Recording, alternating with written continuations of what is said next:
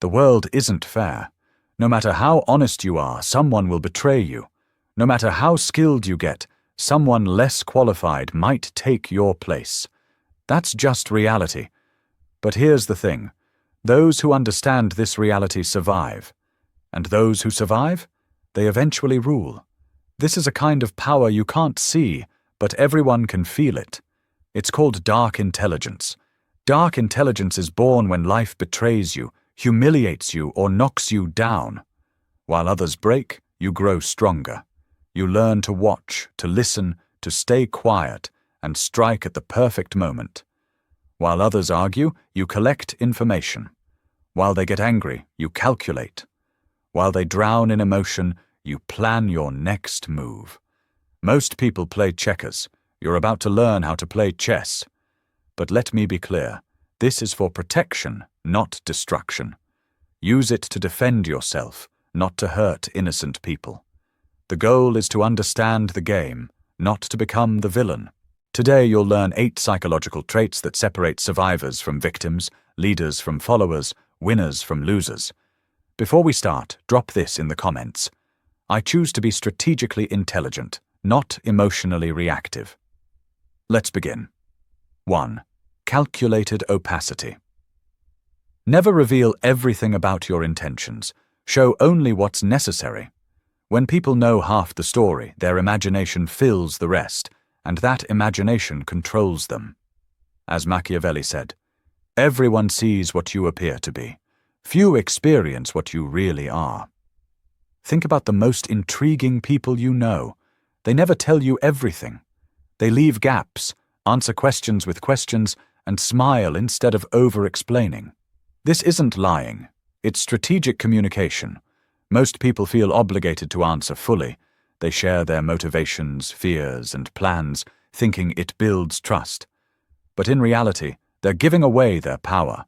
Mystery creates influence. When you don't reveal everything, curiosity grows. Curiosity leads to interest. Interest leads to respect. Respect leads to influence. Example, ordinary answer. I'm staying home, watching movies. Predictable, forgettable. Strategic answer, I have something important to handle. Intriguing, interesting.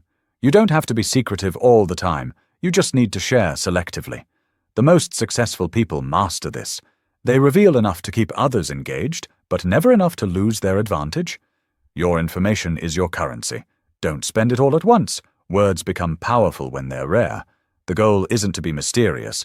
It's to control your narrative and relationships. 2. Adaptive persona. You're not the same person with everyone. You adjust your personality depending on who you're talking to. People think they know you, but they only know one version of you. As Machiavelli said, a prince must take care never to reveal anything that doesn't make him appear merciful, faithful, humane, upright, and religious to those who see and hear him. In other words, master the art of adapting. Show different sides of yourself depending on the situation. It's not fake, it's smart. This isn't about being fake, it's about being effective. You already do this naturally. You talk differently to your grandmother than to your friends. You act differently in a job interview than at a party. You show different sides of yourself depending on the situation. Adaptive persona just makes this intentional. Every person you meet thinks, feels, and processes information differently. If you approach everyone the same way, you'll connect with some people and miss others completely. Smart people study the person they're talking to and adjust. Analytical? Give facts and data. Emotional? Connect with their feelings. Practical? Show them how it works. Big picture thinker? Paint the vision. This isn't manipulation. It's communication intelligence. Think of water. Water takes the shape of the container it's in, but it's still water. Your adaptive persona works the same way. You adjust your presentation without losing your core values and principles. Most people confuse authenticity with acting the same everywhere. But real authenticity is being genuinely yourself while adapting to be most effective. When you master adaptive persona, you can connect with anyone. People feel understood because you speak their language. This skill is powerful in negotiations, leadership, and relationships. Warning: never adapt so much that you lose yourself. Your values and integrity must stay intact. Think of yourself like a diamond, many facets, but still one solid stone. 3. Principle of detachment. You're not a slave to relationships, emotions, or opinions. If you're not afraid to lose something, it can't control or manipulate you. Machiavelli said, "Since love and fear can hardly exist together, if we must choose between them, it is far safer to be feared than loved." Detachment is misunderstood. It's not being cold, it's being free. Most people are controlled by fear. Fear of losing a job, a relationship, or approval. Fear weakens. Freedom from fear strengthens. Example: 2 people negotiating a deal. Person A needs the deal to work. They're desperate. Person B wants the deal but has other options. They can walk away. Who has more power? Person B. Detachment lets you negotiate from strength. Detachment gives clarity. You see situations clearly. You make better decisions. You choose better relationships. The paradox: the less you need something, the more likely you are to get it. Confident people aren't lucky. They know they'll be okay even if things go wrong. This doesn't mean being careless. Work hard, care for people, but never let attachment cloud your judgment. Detachment also protects you from manipulation. If someone threatens to take something you don't fear losing, they have no power. Start small. Don't be attached to winning every argument or being liked by everyone. As you practice, people respect you more. Detachment isn't not caring. It's caring without being controlled. 4. Silent leverage power doesn't always shout. Sometimes it whispers. Silent leverage is about influence without force. Instead of demanding respect or pushing your will, you position yourself so your presence alone creates influence. Machiavelli said, "Nothing great was ever achieved without danger." Most people think power is loud, raising their voice, demanding, controlling. That's amateur hour. Real power is quiet, subtle, and strategic. Silent leverage works like this. Instead of telling people what to do, create situations where they want to do what benefits you. Instead of fighting for power, make people give it willingly. Practical example: silence in conversation. Most people fear silence and fill it with words, often revealing too much. When you're comfortable with silence, you control the conversation. Next time someone asks a hard question, pause, look thoughtful, let the silence stretch a few seconds, then answer. Notice how much more weight and influence your words carry. 4. Silent leverage. Continued. In negotiations, silent leverage is about having options you don't need to announce. Just knowing you have alternatives changes how people negotiate with you. You don't have to threaten to walk away. Your willingness to walk away is enough. In relationships, silent leverage is about adding value quietly. When you consistently improve others' lives without asking for recognition, they naturally want to keep you around. Loyalty isn't demanded, it's earned. At work, it means becoming the person everyone turns to for solutions. You don't announce it, you just solve problems consistently until everyone knows they can rely on you. The key is patience. Silent leverage isn't about instant results. You plant seeds and wait for them to grow. You make smart moves now and let the influence develop over time. When you master silent leverage, people seek your advice without you asking. They value your approval without you demanding it. They follow your lead without you pushing. You become a quiet force that shapes outcomes without anyone realizing it. Important: never use silent leverage to harm others. The goal is win-win. Help people make better choices for themselves and others. Silent leverage is not passive. You're still acting. You're just acting quietly and strategically, not loudly. 5. Psychological echo. Psychological echo is about reflecting people's deepest needs and fears back to them. They think you're speaking their language, but really you're gaining influence through understanding. Machiavelli said, "Everyone sees what you appear to be." Few really know what you are. Psychological echo turns you into a mirror that reflects what people need to see and hear. This isn't deception, it's strategic understanding. People don't buy products, ideas, or services. They buy solutions to problems and fulfillment of desires. If you can identify and reflect back their true needs, you become incredibly valuable. Most people fail because they focus on what they want to say, not on what the other person needs to hear. How it works: be a student of human nature. Everyone carries invisible burdens, secret desires, and unspoken fears. Listen for the clues. Listen to understand, not respond. Answer their unspoken questions. Do you see me? Do you understand me? Do you value me?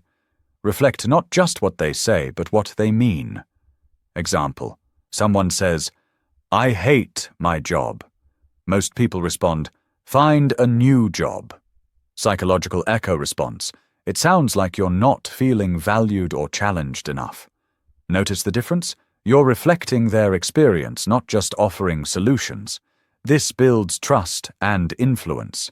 You can also tailor your ideas to their values. Security: focus on safety and stability recognition. Focus on achievement and acknowledgement. Freedom: focus on independence and choice. You're not changing your message. You're changing how you present it to match their psychology.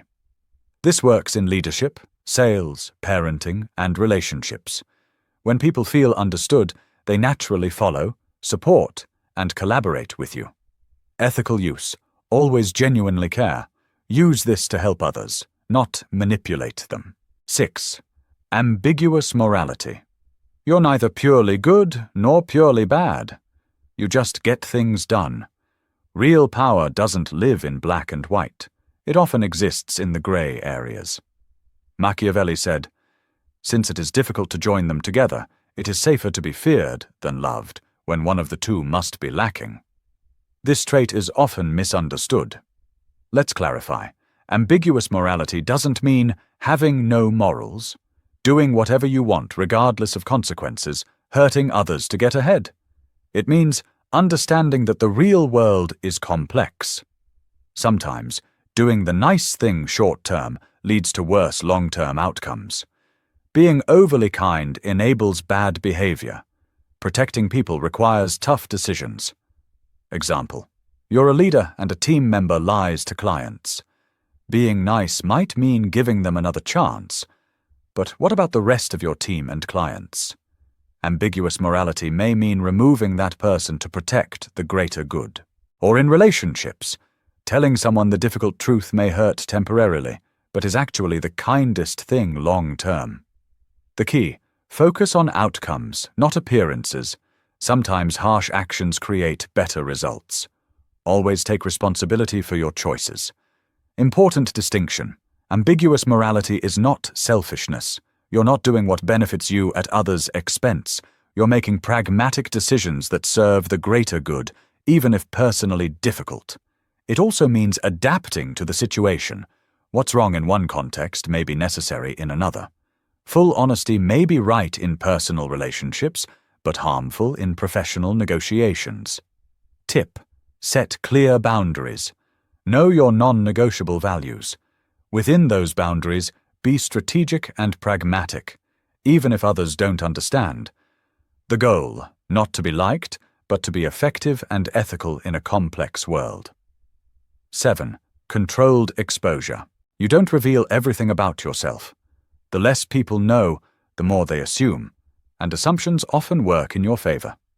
Machiavelli said, "Men are so simple of mind and so dominated by their immediate needs that a deceitful person will always find plenty ready to be deceived." In today's world, where everyone overshares on social media, controlled exposure is more powerful than ever. Controlled exposure means sharing personal information strategically, keeping some mystery to create interest, being selective about what you reveal, and when humans are naturally curious. When you leave gaps, people's brains try to fill them. This is called the curiosity gap, and it makes you more intriguing. Professional example: don't show all your skills in the first week at a new job. Reveal them gradually. This creates the impression you are constantly growing, not someone who peaked early. Social example. Don't tell your entire life story to everyone. Share gradually as trust is earned. Controlled exposure isn't lying. It's being strategic and intentional about what you share and with whom. It strengthens your influence and relationships. 7. Controlled exposure continued. Controlled exposure also means not revealing all your priorities and limits up front. Keep some information in reserve so you can use it strategically as situations develop. Key principle. Once information is revealed, it can't be unrevealed. So it's safer to reveal too little than too much. Timing matters too. The same fact can have very different effects depending on when you share it. For example, sharing a skill early might seem like bragging, but sharing it later when it helps solve a problem makes you seem helpful. Controlled exposure also means knowing your audience.